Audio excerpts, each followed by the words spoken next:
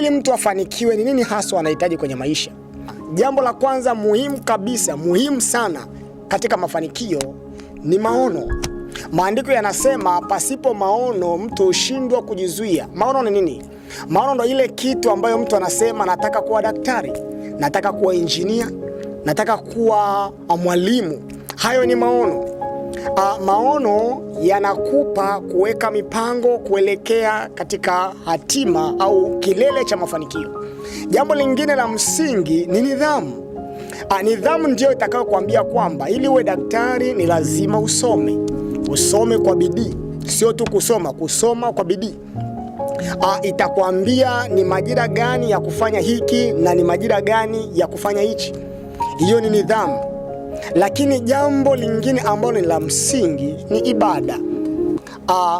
Nikwambie kitu kimoja, hauwezi kuyatenga mafanikio na ibada, kwa sababu chanzo cha mafanikio ni Mungu mwenyewe. Maandiko yanasema laana ya Bwana i katika nyumba ya waovu, bali Bwana huibariki maskani yake mwenye haki. Mwenye haki ni mtu wa namna gani? Mwenye haki ni mtu ambaye amechagua kumcha Mungu na ameifanya ibada na kujilinda na uovu. Kwa hiyo mimi leo nina mambo haya matatu muhimu. Mafanikio hutengenezwa na moja, maono, lakini la pili nidhamu, lakini la tatu ni ibada, kwa sababu chanzo cha mafanikio ni Mungu mwenyewe. Ukumbuke jambo moja muhimu sana.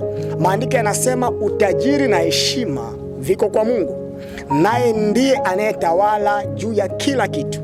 Yanasema zaidi ya kwamba katika mkono wake kuna uweza na nguvu, tena kuna kuwawezesha na kuwatukuza wote. Kwa hiyo rafiki yangu, usijitenge na ibada kwa sababu una bidii na una maono. Ukumbuke maono yakiambatana na bidii yanatakiwa pia kuambatana na moyo wa ibada, kwa sababu ibada ndiyo kitu kinachofanikisha mafanikio. Ni mimi rafiki yako mtumishi wa Mungu Evangelist Tumaini Tesha. Ninakupenda sana. Zingatia aya kwanza ili ufanikiwe. Asante.